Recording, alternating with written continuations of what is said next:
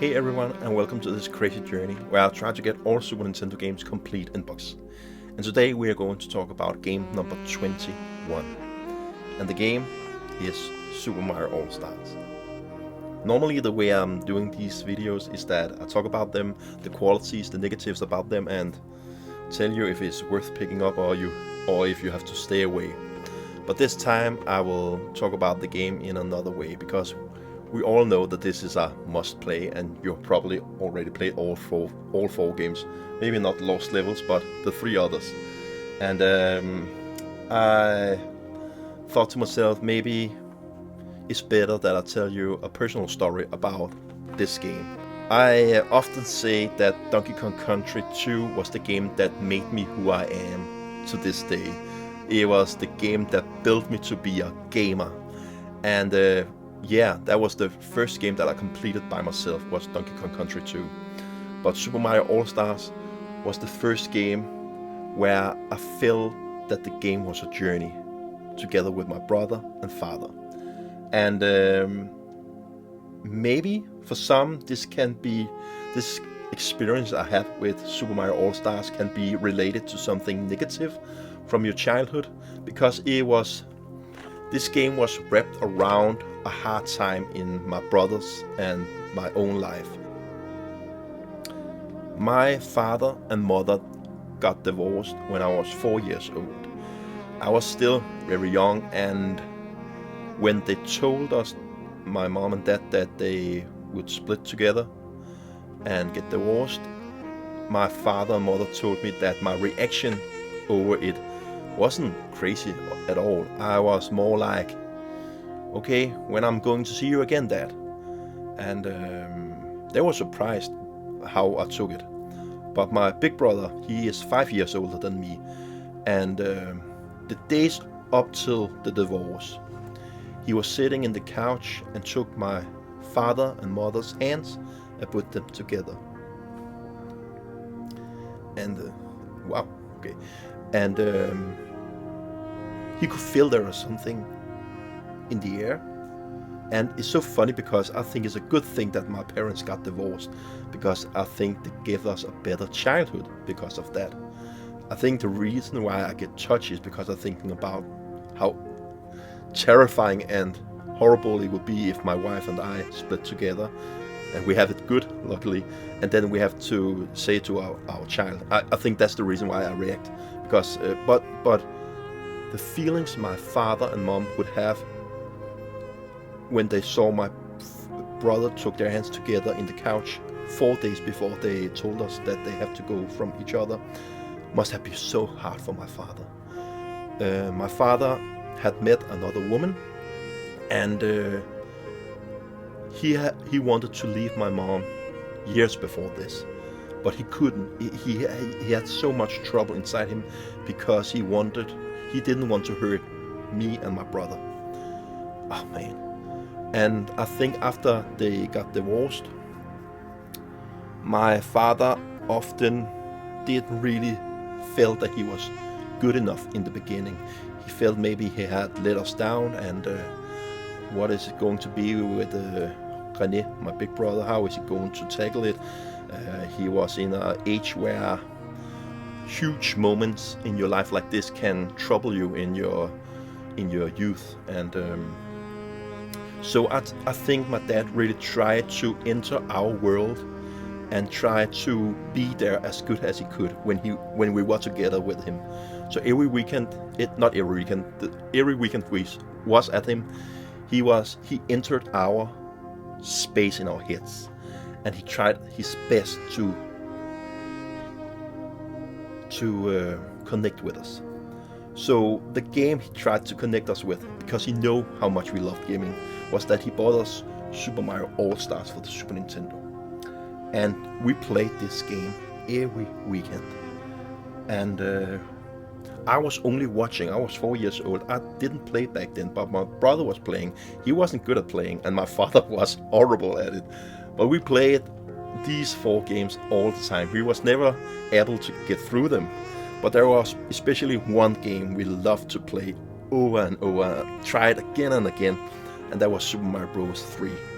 It took us around a year or so before we completed Super Mario Bros. 3. And I remember that was the first time I cried over a game. And I was 5 to 6 years old. And a child around that age starting to crying, and maybe it was not just because we completed the game, but I think that the young me understood that this game was the thing that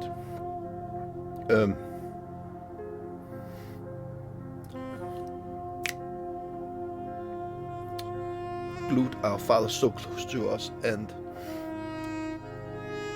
started the connection I have with him so strongly. And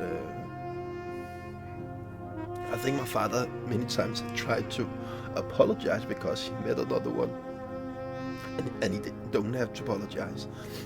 He did his best, and I think when we completed this game, I started to realize that he tried his best. And now this part, oh man, and now that this part was over, it was like, what now?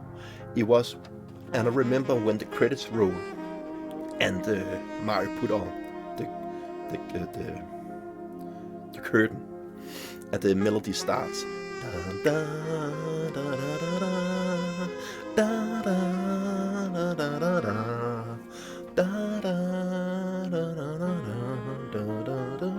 I started crying, and it was a combination of that the game showed us all the different worlds we had explored and all the different worlds we had tried to complete so many times. It was like the game told us a journey over that year, and it was like the whole thing was a big snowball that was rolling over me, and I started, and it's so crazy that my child brain actually had the I know it's not the right word, but I have a hard time speaking English right now, had the power to actually analyze that it was more than just because of the game was ended, but it was because that the part with my father and the whole thing with my brother, we has played this game for a year, and it was this game that my father was like, I know have maybe broken the family, but I'm still here, I'll still try my best. And we played this game, and it was a huge deal, and then it was just over, and my child brain couldn't handle it. It was like, what now? This was my father and Big Brother's journey, and I didn't play it, I was only watching, and I had such much joy just watching it. And I still to this day love watching people playing game. I don't necessarily always play games. I am a YouTuber that love to talk about games and to tell you guys my story about the different games. And why I love to play them is I'm not that kind of gamer that plays every day, not at all. And I don't know if that's rarely, but I love to see other people talking about games. Even though I make content, I am a huge viewer over other people that are making content about Super Nintendo games and Nintendo Switch games. And I like to hear about the history, and I love to hear about the build-up, and I love to see other people live stream. And I think a huge part for my love for that is because of my childhood, that I was just watching my big brother and father playing this game, and then it was over.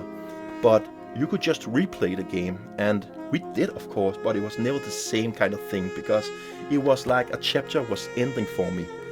But I didn't know back then that it was actually the beginning of my whole passion. I thought it was the end. I thought it was over. I thought, what now? This chapter is done with my brother and father. What are we going to do now? And luckily there happened a lot of other great things afterwards. But this was the beginning. This game was the place where the love for Nintendo started. We played other games before this. We played Jurassic Park on the NES. We played Teenage Mutant Ninja Turtles. But for me, those games was just games. But this game was an experience. That was a story. That's a memory about a special thing in my childhood, where games are not just things you're playing, but a part of your childhood, your memories. And it gives me so much nostalgia feelings when I'm looking at this game. We will still test it and see if it works. I have actually not played this version since I got it for around 3 years ago, because I have played these games all the time, and I've never come around to check it out. I don't know even if it works, but hopefully it does. And let's play the 4 games, just one level, and let's cut the video afterwards, because I think this video was more about telling you about how personal a game can be. So if you someday watch a guy talking about a game that you think is pretty bad, remember, maybe he have another story with that game. And that's the beautiful thing with gaming. But let's turn around the camera, let's play for a few minutes, and yeah.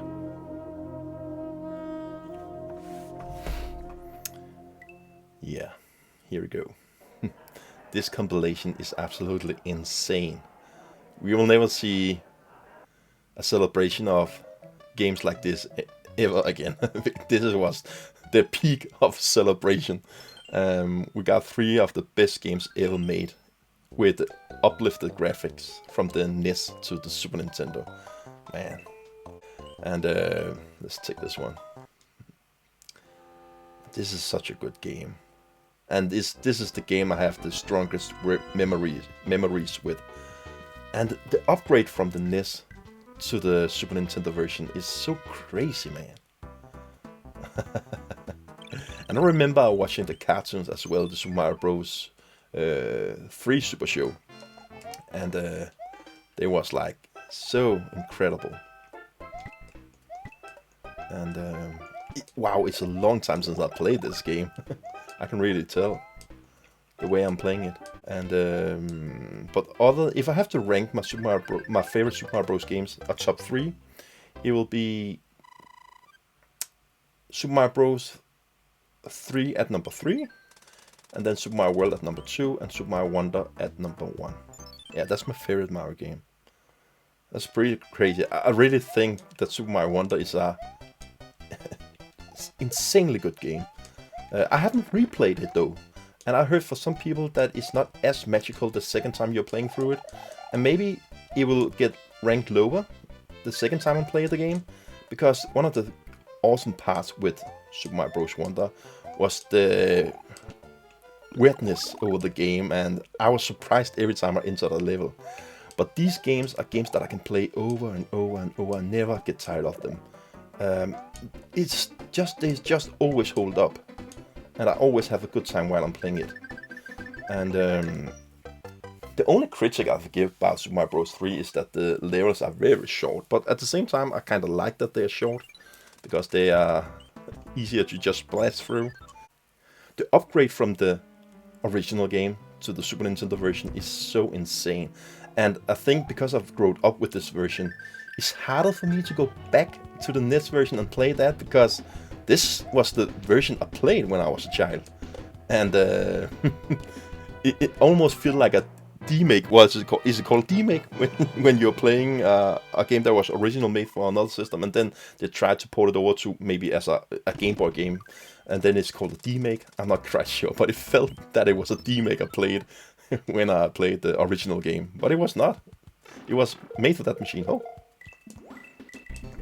But you know what? Let's just end here and check out Super Mario Bros. 1, just one level, and then let's see if I can clear level 1 without let go of the running button.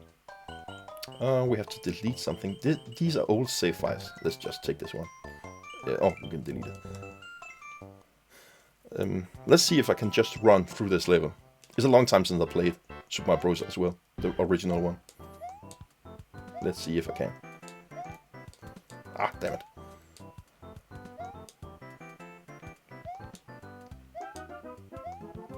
This level is such a... Oh! I couldn't. This game is so good. Even though it's so weird at the same time. It's such a good game. But let's test out the last game. The lost levels. It's just Super Mario Bros. 1 almost over again with more insane level design.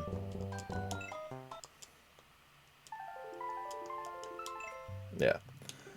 I still think it's a fun game, and you have some brutal part in this game. You can see here there's a poison mushroom. And I think in the original version, it's very hard to see the difference. I think it's red in the original version as well, but it looks more evil in some way. It has some scars on it or something like that. But yeah, it's much easier to see that it's a poison mushroom in this game, in this version. And oh, but I think it's a good game. But I prefer to play the original version. But man, I think I will stop here. It's a great game, and you have probably all played this incredible package of 4 amazing games, at least 3 amazing games. And I know you can get a version where you get Super Mario World included. And I'm not sure if I need to get that game as well before I have a complete all Super Nintendo games complete in box. Let me know down in the comment section if you think that I need that version as well. Oh man. But thank you so much everyone for watching the whole video. This was Stanken from the P-Wing. Purple love to you all. Bye.